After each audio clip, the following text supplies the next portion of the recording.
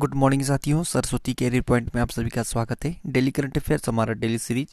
I hope कि आप लोगों को अच्छा लग रहा होगा और आपके तैयारी में सहयोग सिद्ध हो रहा होगा और चैनल को लाइक और शेयर भी कर रहे होंगे। चलिए शुरू करते हैं आज का करंट अफेयर। उससे पहले चैनल को लाइक ज़रूर करें और अपने दोस्तों को शेयर ज़रूर करें ताकि सभी को शिक्षा मिल सके, सभी को जानकारी हो सके। चलिए शुरू करते हैं। एसबीआई कार्ड के नए एमडी एंड सीईओ कौन नियुक्त हुए हैं? तो ये राम मोहन राव अमरा। ठीक है। SBI state bank of India 1 जुलाई 1955 को स्थापना हुआ था। मुख्यालय मुंबई में है। पुराना नाम इंपीरियल बैंक ऑफ इंडिया है।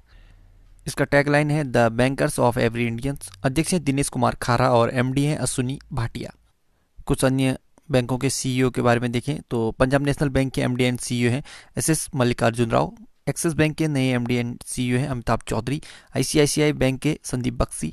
एचडीएफसी बैंक के शशिधर जगदीशन और केनरा बैंक के लिंगम वेंकटा प्रभाकर। बंगलुरु में होने वाले 13वें एरो इंडिया 2021 का आयोजन कौन करेगा? तो यह डीआरडीओ। ठीक है। कर्नाटक के येलाहंका स्थित एयरफोर्स स्टेशन पर 3 फरवरी से 13वें एयर इंडिया 2021 का आयोजन होगा। 13वें एरो इंडिया 2021 का आयोजन होगा। ठीक है। ये येलाहंका स्थित एयरपोर्ट में, ये कर्नाटक बेंगलुरु में। इस दौरान HAL आत्मनिर्भर फॉर्मेशन फ्लाइट का प्रदर्शन करेगा। यह स्वदेशी प्लेटफॉर्म स्थित और रोटरिंग विंग का प्रदर्शन करेंगे। ठीक है। इस शो में डीआरडीओ ने अपने 300 उत्पादक व तकनीकी दुनिया के सामने पेश करने की तैयारी की है। इसमें देश की पहली विदेश निर्मित क्रूज मिसाइल निर्भय भी शामिल होगी, जिसे बेहद घातक मानी जाने वाली अमेरिकी टॉम हॉक मिसाइल का भारतीय संस्करण भी कहा जाता है। DRDO defence research and development organisation, रक्षा अनुसंधान एवं विकास संगठन, 15 अगस्त 1958 को इसका स्थापना हुआ था और मुख्यालय नई दिल्ली में। अध्यक्ष हैं जी सतीश रेड्डी। आर्थिक सर्वेक्षण 2021 के अनुसार भारत की जीडीपी 2021 में डॉट और 2022 में डॉट रहने का अनुमान लगाया है। तो 2021 में -7.5% और 2022 में 11%। ठीक। तो मुख्य आर्थिक सलाहकार कृष्णमूर्ति सुब्रमण्यम ने आर्थिक सर्वेक्षण 2021 को लॉन्च किया है। आर्थिक सर्वेक्षण 2021 में वित्त वर्ष 2021 में जीडीपी -7.5% रह सकती है, लेकिन वित्त वर्ष 2022 में 11% रहेगी। किस देश के सबसे सक्रिय ज्वालामुखी माउंट मेरापी में एक विस्फोट की घटना घटी है? तो ये इंडोनेशिया में है। ठीक है। इंडोनेशिया के सबसे सक्रिय ज्वालामुखी है माउंट मेरापी में। हाल ही में यहाँ एक विस्फोट हुआ है। माउंट मेरापी पर्वत इंडोनेशिया में स्थित है और इसे इंडोनेशिया में सबसे सक्रिय ज्वालामुखी माना जाता है। इंडोनेशिया एशिया महाद्वीप में स्थित है। राजधानी जकार्ता। ये ईस्ट कलिंगमंतन द्वीप पे है और इंडोनेशिया की करेंसी रुपया है। राष्ट्रपति हैं जोको विडोडो।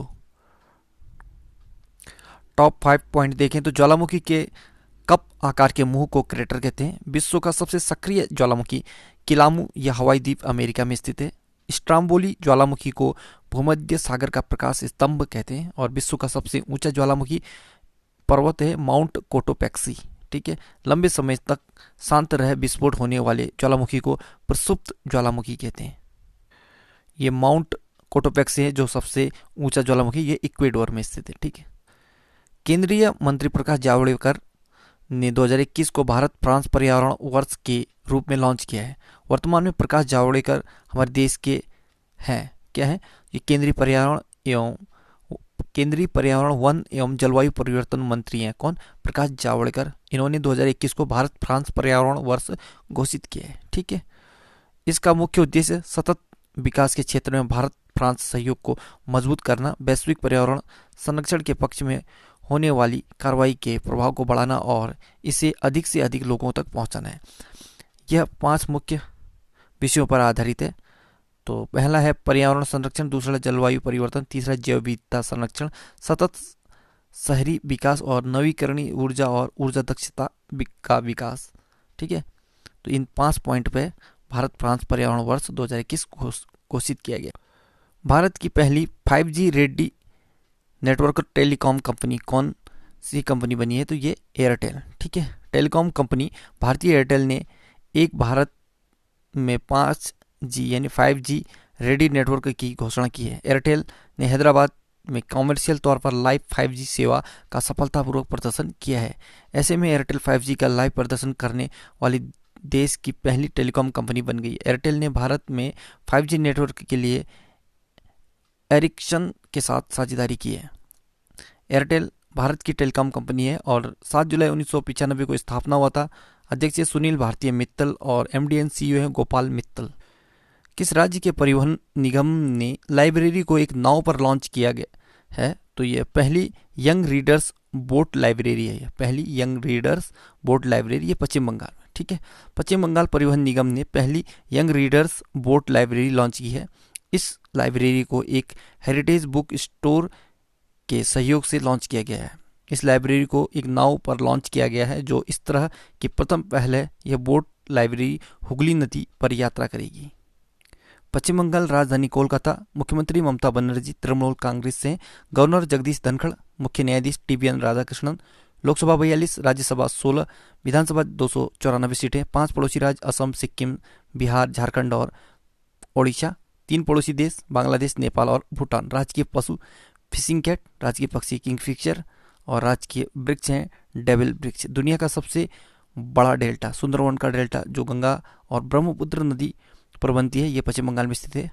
पश्चिम बंगाल में गंगा की सहायक नदी दामोदर नदी को बंगाल का शोक कहते हैं, ठीक है। कोलकाता हुगली नदी के किनारे स्थित है। कर्क रेखा भारत के पश्चिम बंगाल राज्य से होकर गुजरती है। कर्क रेखा भारत के कुल 8 राज्यों से होकर गुजरती है। 8 राज्य हैं गुजरात, राजस्थान, मध्य प्रदेश, छत्तीसगढ़, झारखंड, पश्चिम बंगाल, त्रिपुरा और मिजोरम। कुछ अन्य फैक्ट देखें तो ट्वीट पर 1 मिलियन फॉलोअर्स पाने वाला विश्व का पहला केंद्रीय बैंक है तो आरबीआई यानी रिजर्व बैंक ऑफ इंडिया, ठीक है। उत्तराखंड में भारत का पहला कॉक पार्क लाइकेन पार्क है, ये पिथौरागढ़ में खुला है, ठीक है। गुजरात के आनंद में भारत का पहला शहद प्रयोगशाला खुला है। उत्तराखंड में है भारत का पहला हिम तेंदुआ संरक्षण केंद्र खुला है, ये उत्तरकाशी में, ठीक है। एनएचएआई पूरी तरह से डिजिटल होने वाला निर्माण क्षेत्र का पहला संगठन है। इकोनॉमिस्ट इंटेलिजेंस यूनिट द्वारा जारी रिपोर्ट के अनुसार एशिया प्रशांत व्यक्तिगत स्वास्थ्य सूचकांक में कौन सा देश शीर्ष पे है? तो सिंगापुर। इकोनॉमिक्स इंटेलिजेंस यूनिट यानी ईआईयू ने एशिया प्रशांत व्यक्तिगत स्वास्थ्य सूची में 11 देशों की स्वास्थ्य सेवाओं से संबंधित तैयारियों के आधार पर इस रिपोर्ट को जारी किया है। इन देशों में ऑस्ट्रेलिया, चीन, Japan, Bharat, Indonesia, Malaysia, Singapore, दक्षिण कोरिया, ताइवान, थाईलैंड और न्यूजीलैंड शामिल हैं। 11 देशों की सूची में भारत एशिया प्रशांत व्यक्तिगत स्वास्थ्य सूचकांक में 10वें स्थान पर रहा है और इस रिपोर्ट के मुताबिक एशिया प्रशांत के देशों में सबसे अच्छा प्रदर्शन सिंगापुर का रहा है, जबकि इंडोनेशिया इस सूची में सबसे निचले पायदान पर रहा है। तो भारत 10वें स्थान पर है, ठीक। टॉप 5 सूचकांक देखें तो टॉम ट्रैफिक इंडेक्स 2020 मास्को शीर्ष पे है। Global fire power index 2021 America शीर्ष पर है। फीफा रैंकिंग 2020 में बेल्जियम शीर्ष पर है। आईसीसी T20 रैंकिंग 2020 में इंग्लैंड शीर्ष पर है। फॉर्च्यून की टॉप 500 कंपनियों की लिस्ट में रिलायंस इंडस्ट्री लिमिटेड शीर्ष पर है। विश्व कुष्ठ रोग उन्मूलन दिवस कब मनाया गया? तो ये 30 जनवरी को। कुष्ठ रोग एक संक्रमण बैक्टीरियल रोग है। यह माइकोबैक्टीरियम लेप्रे के कारण होता है। यह रोग मुख्य रूप से त्वचा संबंधी तंत्रिकाओं तथा आंखों को प्रभावित करता है। 30 जनवरी को विश्व कुष्ठ रोग उन्मूलन दिवस के रूप में मनाया जाता है। इसका उद्देश्य कुष्ठ रोग को समाप्त करना और कुष्ठ रोग से पीड़ित लोगों के साथ होने वाले भेदभाव को समाप्त करना है। कुष्ठ रोग से पीड़ित लोग सामाजिक भेदभाव के कारण अक्सर अवसाद का शिकार होते हैं। विश्व में कुष्ठ रोग दिवस जनवरी के अंतिम रविवार को मनाया जाता है, लेकिन भारत में यह दिवस महात्मा गांधी की पुण्यतिथि पर 30 जनवरी को मनाया जाता है। तो इस बार 2021 का थीम था beat leprosy, end stigma and advocate for mental well being. 30 जनवरी 2021 को भारत में शहीद दिवस की कौन सी वर्षगांठ बनाई गई है? तो ये 73वीं, ठीक है। हर साल 30 जनवरी को महात्मा गांधी की स्मृति में शहीद दिवस या मार्टियर डे मनाया जाता है, जिनकी 1948 में नाथूराम गोडसे द्वारा बिड़ला हाउस में हत्या कर दी गई थी। भारत की स्वतंत्रता के संघर्ष में स्वतंत्रता सेनानियों द्वारा किए गए बलिदानों को याद करने और उनके प्रति हमारे सम्मान को दर्शाने के लिए यह दिवस मनाया जाता है।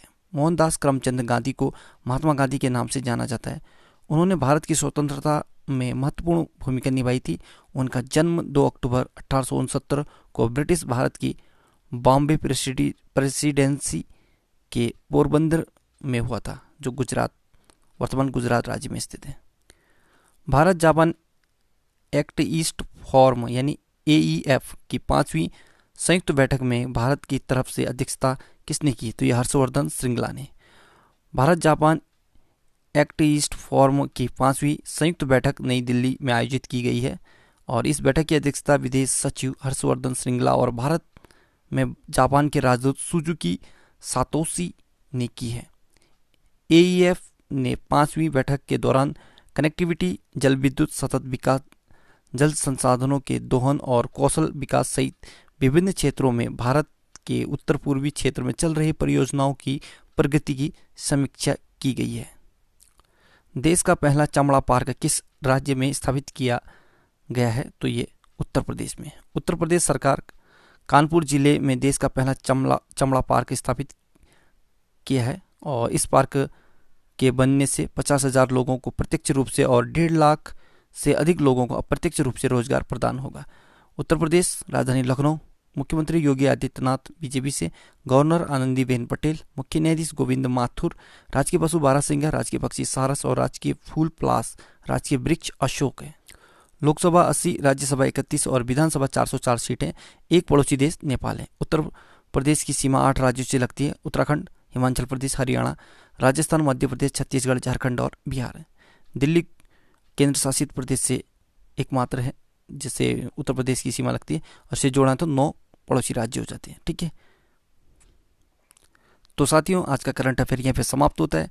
जाते जाते खबर 2021 में 72वें गणतंत्र दिवस के अवसर पर जो सर्वश्रेष्ठ झांकी थी उनके बारे में। तो नंबर 1 झांकी है उत्तर प्रदेश की, जो राम मंदिर यूपी थीम के मतलब थीम पे थी, और दूसरे स्थान पर है इको फ्रेंडली आत्मनिर्भर, ये त्रिपुरा की, और तीसरा उत्तराखंड का हमारा जो इसका थीम था केदारनाथ।